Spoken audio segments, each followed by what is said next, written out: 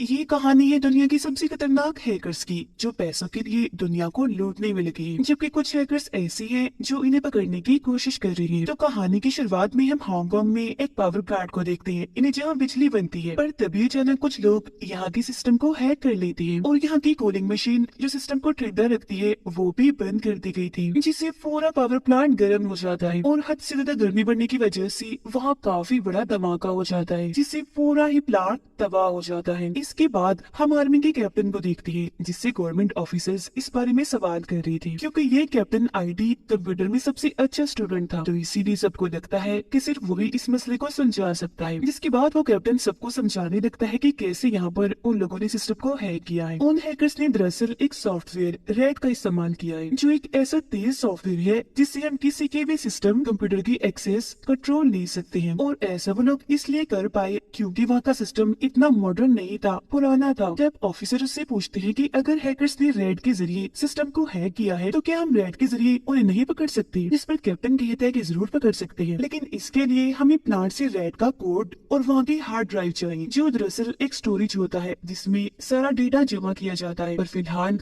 हम वहाँ नहीं जा सकते क्योंकि पावर प्लांट की तबाह होने की वजह से वो जगह गर्म हो गई है और अब हमें जगह के ठंडा होने का इंतजार करना चाहिए। वो भी सारी डिटेल्स एफबीआई को भी भेज देता है ताकि वो भी इस बारे में पता लगवा सके। एफबीआई वाले उसके पास कुछ कोड्स भेजते हैं, जिन्हें पढ़ते ही वो परेशान हो जाता है और सीधा अपनी बहन के पास आकर उसे सारी बात बताता है और ये भी कि मुझे तुम्हारी मदद चाहिए क्योंकि तभी मैं इस सारे मसले को समझा पाऊंगा। पर वो मना कर देती है कि मैं मसरूफ। तो वो दोबारा उसे समझाता है कि एफबीआई ने कुछ कोड्स मेरे पास भेजे थे, जिन्हें पढ़कर मुझे पता चला है कि वो हैकर्स बहुत ही खतरनाक है और उनका नाम ब्लैक हैट है, जिनका दिमाग काफी तेज चलता है और अगर इन्हें ना रोका गया तो ये क्या क्या करेंगे इसका अंदाजा किसी को भी नहीं। और इस काम के लिए मुझे कोई भरोसेमंद और कंप्यूटर की माहिर चाहिए जो मेरे लिए तुम हो, तो मेरा साथ दो। जिस पर अब की बार वो मान भी जाती है। तभी इन्हें पता चलता है कि उन हैकर्स ने शेयर की मार्केट में भी छेड़छाड़ की है, चीजों की कीमतों को उलट पुलट करके रख दिया है। ये जानते ही पहुंच जाते हैं एफबीआई के पास, जहाँ इनकी मुलाकात एफबीआई की एजेंट से होती है, जिस पूरे ही मसले को देख रही थी। कैप्टन उसे कहता है कि मैं उन्हें ढूंढ लूंगा, पर इसके लिए मुझे एक आदमी की जरूरत है जिसका नाम निकोलस है, जो कभी हैकर हुआ करता था। उसका नाम सुनकर एफबीआई एजेंट भड़क जाती है कि अभी निकोलस तुम्हें नहीं मिल सकता, वो भी जेल में है। तुम्हें अंदाजा नहीं उसने कितने बैंक्स लूटी, कितना पैसा कमाया, इतनी सफाई से सब किया कि किसी को पता भी न चला। तो मेरा नहीं ख्याल कि वो तुम्हारे काम आ सकता है। तब कैप्टन कहता है कि जब मैं MIT में था तब मैंने और उसने मिलकर एक किताब लिखी थी जिसमें ज्यादा काम उसका ही था और उन्हीं चीजों का इस्तेमाल इन हैकर्स ने भी किया है। तो अगर हमें उन चिराग हैकर्स तक पहुंचना है तो उनसे भी तेज इंसान की हमें जरूरत है, जो और कोई नहीं बल्कि निकोलस है। अब उसकी ये बातें एजेंट को समझ आ जाती है, तो किसी तरह वो निकोलस को बाहर निकलवा ही लेती है। फिर ये लोग आते हैं सिस्टम के पास हैकर्स का पता लगवाने के लिए, जहाँ ये जान पाते हैं कि जो सिस्टम हैक हुआ है उसमें काफी तेज कोड्स डाले गए हैं, जिन्हें समझने के लिए इन्हें रेड सॉफ्टवेयर इसमें डालना होगा। तो निकोलस खुद सिस्टम पर बैठकर चेक करने लगता है। उसे वहाँ एक फाइल मिलती है, जिसे जैसे वो खोलता है तो पता चलता है कि यही रेड सॉफ्टवेयर है। फिर वो वहाँ की वर्कर से पूछता है कि तुम कोई चीज भूल तो नहीं रहे, मतलब कि गलती से तुमने अपनी कोई डिवाइस ऐसे ही छोड़ दी हो। पर उसे कुछ याद नहीं था। फिर वो पूछते हैं क्या कोई ऐसा भी वर्कर है जिसने हाल ही में यहाँ से नौकरी छोड़ी हो? तो वो बताता है कि हाँ, एक आदमी है जिसने यहाँ सिर्फ 1 महीने ही काम किया है और वो इधर का मैनेजर था। और जब इन्हें पता चलता है कि उस मैनेजर के पास यहाँ की एक्सेस, यहाँ का कंट्रोल था, तो वो यहाँ की सारी फाइल्स को चेक करने लगती है। उन्हें इस मैनेजर के घर का पता भी मिलता है, तो ये फौरन वहाँ पहुँचते हैं। घर पर उसकी लाश मिलती है क्योंकि उसने ड्रग्स बहुत ज्यादा ही ले लिया था। अब निकोलस इस मैनेजर के कंप्यूटर को चेक करता है। उसे पता चलता है कि वो एक आदमी से बात किया करता था, जो और कोई नहीं बल्कि वो हैकर है जिसने हर जगह तबाही मचाई हुई है और वो पावर प्लांट भी तबाह किया था। वो इस मैनेजर से मिलने वाला था, पर इससे पहले इसकी मौत हो गई।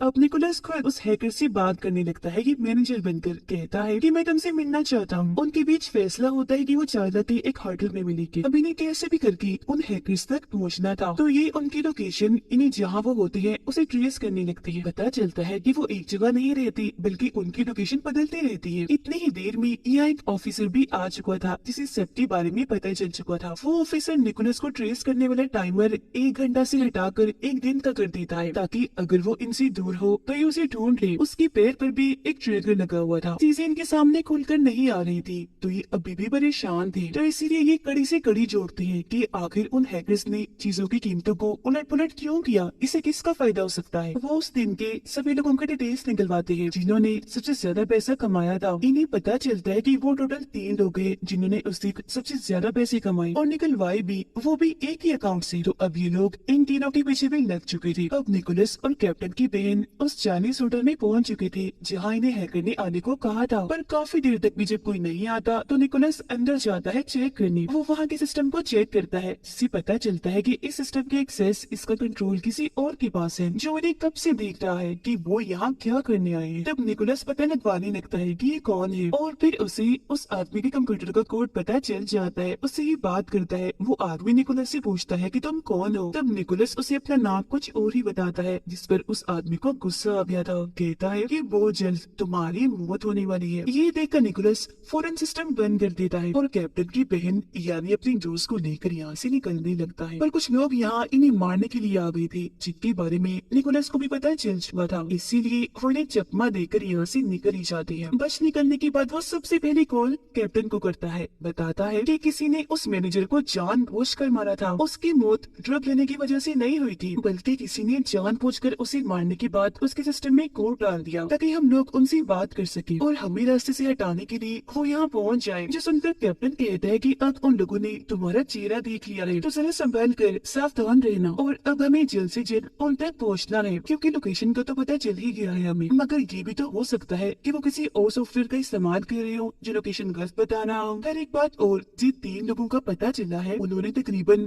$73 मिलियन निकाले हैं। तभी इधर निकोलस के पास उसकी दोस्त आती है। हम जान पाते हैं कि अब वो दोनों एक दूसरे को पसंद करने लगे हैं। वो निकोलस को बताती है कि हमें हांगकांग जाना चाहिए क्योंकि उन हैकर ने सबसे पहला सिस्टम वही हैक किया था, पावर प्लांट वाला। और अब ये लोग निकल जाते हैं हांगकांग के लिए। उनकी मुलाकात वहाँ के एक आदमी से होती है जो बताता है कि हम समंदर का पानी इस्तेमाल कर रहे हैं वहाँ के सिस्टम को ठीक करने के लिए ताकि वो जगह दोबारा से ठंडी हो जाए। और मेरा नहीं ख्याल कि तुम्हें वहाँ से कुछ मिलेगा, सब कुछ तो तबाह हो गया है। जो सुनकर निकोलस की दोस्त कहती है कि ऐसा नहीं होता, अगर सिस्टम का कुछ हुआ भी होगा तो सारी चीजें, सारा डेटा मेमोरी में जा चुका होगा यानी स्टोरेज में। और अगर हमें वो स्टोरेज मिल गया तो कम से कम हम ये जान पाएंगे कि सिस्टम को हैक किसने किया था। जो सुनकर वो आदमी कहते हैं कि वो कमरा अभी भी काफी गर्म है, इससे ठंडा होने में टाइम लगेगा, तभी हम फिर वहाँ जा पाएंगे। अब तभी इन्हें पता चलता है कि ऑफिसर और FBI एजेंट इन्हें बुला रहे हैं क्योंकि उन्हें एक हैकर मिला है जिसके पास कुछ जानकारियाँ हैं। हैकर इन्हें पैसों की जानकारी देता है कि वो अभी तक कोई भी लेकर नहीं भागा, अभी तक वो अकाउंट में ही है। तब निकोलस उससे पूछता है कि क्या आप बता सकते हैं कि तीनों आपस में बात कैसे करते हैं। हैकर कहता है कि वो बात नहीं करते, बस मिलते हैं। FBI एजेंट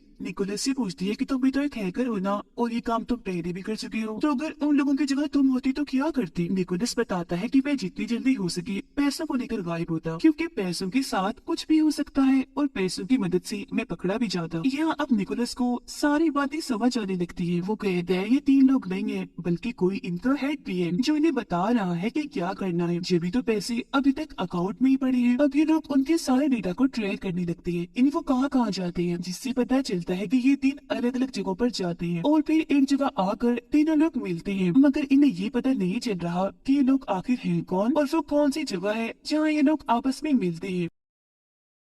फिर ये लोग उस जगह की डिटेल्स निकलवाते हैं। इन्हें एक नाम मिलता है जो इलियास नामी एक आदमी का था जो हमेशा यहाँ आया करता था। तब ये लोग इलियास की सारी जानकारी निकलवाते हैं और अगले दिन निकोलस उस लोकेशन पर पहुँच जाता है। वो यहाँ सिग्नल को हैक करके मैसेज भेजने लगता है। पर तभी से पता चलता है कि जो हैकर्स है वो बहुत ही चालाक है क्योंकि उन्होंने पहले यहाँ के सभी सिग्नल्स को हैक करके बंद कर दिया हुआ है। तो अब ये लोग ब्लूटूथ सिग्नल्स के जरिए उन्हें मैसेज भेजते हैं और जब उनके मैसेज का जवाब आता है तो निकोलस अपने सिस्टम को फौरन बंद कर देता है। के बाद वो ये सारी जानकारी आकर FBI एजेंट को देता है कि हैकर्स का मैसेज आया है। जो सुन वो निकोलस से पूछती है क्या तुम उस मैसेज को समझ सकते हो, जिस पर वो हाँ में जवाब देता है और कहता है मगर इसके लिए टाइम लगेगा क्योंकि ये मैसेजेस काफी मुश्किल है। तभी इन्हें जानकारी मिलती है कि वो सारे पैसे एक कसीनो में बेच दिए गए हैं, इन्हें जहाँ जुआ खेला जाता है, जिससे इन्हें समझ आ गई थी कि वो लोग जान गए हैं कि हम क्या कर रहे हैं और आगे क्या करने वाले हैं। तो अभी लोग इलियास पर नजर रखने लगते हैं पर जल्दी उसे इस बात की खबर हो जाती होती है वो यहाँ से भागने लगता है। ये लोग उसका पीछा करते हैं। इनके बीच और इलियास के लोगों के बीच काफी गोलियां चलती है। यहाँ पर इलियास अपना दिमाग लगाता है। वो कुछ पैसे वही जोड़कर अकेला ही शहर की तरफ भाग जाता है, जिससे इन लोगों को भी वापिस आना पड़ता है। तभी निकोलस के पास कैप्टन का मैसेज आता है जो उसे बता रहा था कि पावर प्लांट की गर्मी को कम कर दिया गया है, तो अब हम लोग वहाँ जा सकते हैं। तो अब ये लोग वहाँ जाकर सिस्टम के पास पहुँचते हैं। सिस्टम में से स्टोरेज को निकाल दिया था जिसका सारा डेटा निकोलस निकाल देता है, पर उसे पता चलता है कि सारा डेटा खराब करवा दिया है, मतलब कि अब ये डेटा इनके किसी काम आने वाला नहीं है। तो इस वजह से वो सोच में पड़ गया था। एफबीआई एजेंट से कहता है कि जब तुम लोगों ने मुझे गिरफ्तार किया था तब मैंने भी अपना सारा डेटा खराब करवा लिया था, इस यकीन के साथ कि कभी तुम लोग उसे रिकवर नहीं करवा सकोगे, ये डेटा दोबारा सही करवा के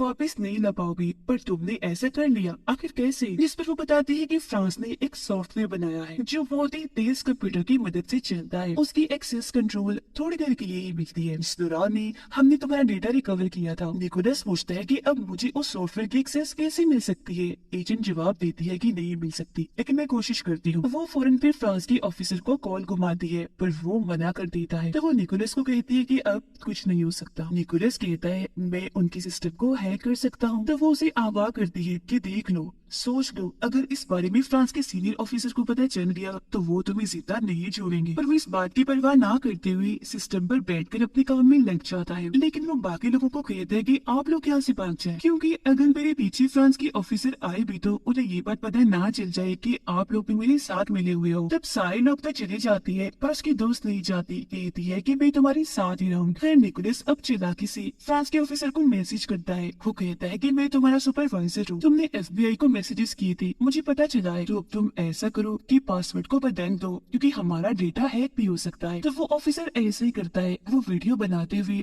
पासवर्ड बदल रहा था, जो सब कुछ निकोलस भी देख पा रहा था। उसे अब पता था कि वो नया पासवर्ड कौन सा डाल रहा है, जिसकी मदद से वो उनके सॉफ्टवेयर तक आखिरकार पहुंच चुका था, जिसकी मदद से वो पावर प्लांट का सारा डेटा जो खराब करवा दिया था उसे रिकवर करने में कामयाब हो ही जाता है। साथ ही उसे पता चलता है कि ये हैकर्स बहुत ही चालाक हैं। इन्होंने एक ऐसे सिस्टम का इस्तेमाल किया है जिसे हैक नहीं किया जा सकता। साथ ही पैसे निकलवाने के लिए भी सबसे महंगे प्रोसेस को इस्तेमाल किया, जिसके वो पैसे उन्होंने भरे भी। यही वजह है कि वो पैसों को कसीदों में बेच पाए और इतनी सारी हैकिंग भी उन्होंने कर ली। जल्दी इस बारे में फ्रांस के सीनियर ऑफिसर को पता चल जाता है और वो हर जगह ये अफवाह फैला देते हैं कि निकोलस ने हमारी टेक्नोलॉजी यानी वो सॉफ्टवेयर चाइना को बेच दिया है, इसीलिए फौरन उसे गिरफ्तार कर लिया जाए। और जब इस बारे में कैप्टन को पता चलता है तो वो फौरन अपनी बहन को मैसेज करता है कि निकोलस को कहो कि जल्दी से वहाँ से भागो।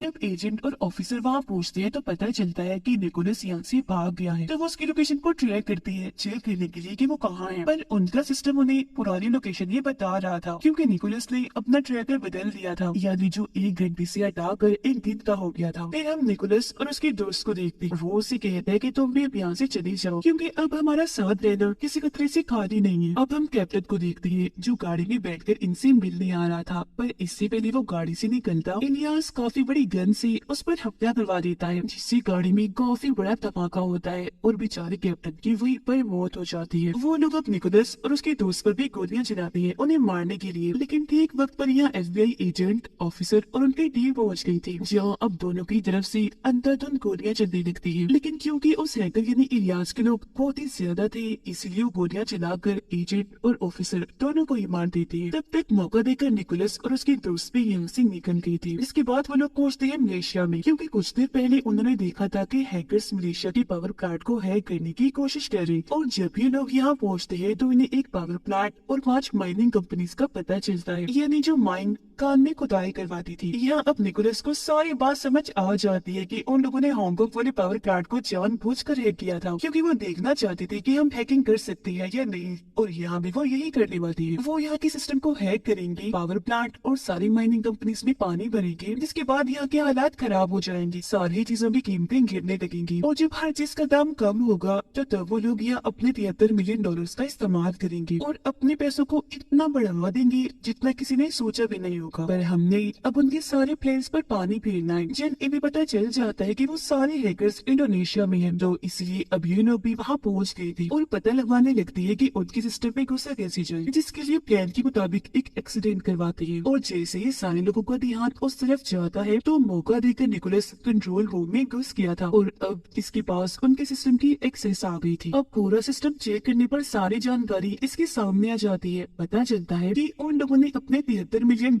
यहाँ की एक लोकल छोटी बैंक में डाल दिए, इसीलिए वो अपने दोस्त को उस बैंक में भेजता है, जहाँ जाकर वो बताती है कि थोड़ी देर में मेरी मीटिंग है, पर मेरा पेन ड्राइव जिसमें सारा डेटा है वो खुल नहीं रहा। क्या आप इसे अपने सिस्टम में लगा कर डेटा मुझे निकाल कर दे सकते हैं? जो बात मानकर वो पेन ड्राइव अपने सिस्टम में लगा देते हैं और ऐसा होते उस बैंक की सारी एक्सेस निकोलस को मिल जाती है। और उस हैकर इलियास ने जो पैसे यहाँ छुपाए थे $73 मिलियन, वो उन्हें चुरा लेता है। फिर वो इलियास के लिए एक मैसेज और अपना नंबर छोड़ता है। ये देखते ही इलियास उसे कॉल करता है, पूछता है कि बताओ तुम्हें क्या चाहिए, पैसे अपनी तरफ तुमने क्यों ट्रांसफर कर लिए? इस पर निकोलस कहता है कि मैं जानता हूँ तुम्हारा भी कोई बॉस है, तो मेरी उससे बात करवाओ। फिर जब अपने बॉस से बात करवाता है तो वो भी निकोलस से वही सवाल करता है कि तुम्हें क्या चाहिए, जिसमें वो कहता है कि जब तुम अपना काम पूरा कर लोगे तो उसमें से मुझे एक हिस्सा चाहिए, और अगर तुम एक हिस्सा देने के लिए राजी होते हो तो मैं लुटा देता हूँ तुम्हारे पैसे। जिस पर वो बॉस कहता है कि ठीक है, पर मैं तुमसे पहले मिलना चाहता हूँ, जिस पर निकोलस मान भी जाता है। वो जाने की तैयारी करता है। सबसे पहले अपने पूरे जिस्म पर पेपर्स मोटे कागज लपेटता है, क्योंकि वो जान चुका था कि वहाँ कुछ भी हो सकता है। साथ ही उसने अपने पास कुछ हथियार भी रख लिए थे। वो फिर उस जगह पर पहुंच जाता है जहाँ हैकर्स के बॉस ने उसे बुलाया था। यहाँ आते ही इस पर हमला हो जाता है, लेकिन अब जैसे बॉस उसके सामने आता है वो फौरन हमला करके उसे मार देता है। उसे मारकर उसने अपने दोस्त कैप्टन का बदला भी ले लिया था। इन्हें मारते ही वो यहाँ से निकल गया था, पर काफी जख्मी हो गया था, इसलिए उसकी दोस्त उसे सहारा देकर यहाँ से ले जाती है। फिर अगले ही दिन ये दोनों ये मुल्क छोड़कर निकल जाते हैं। वो बहुत खुश लग रहे थे क्योंकि अब इनके पास $73 मिलियन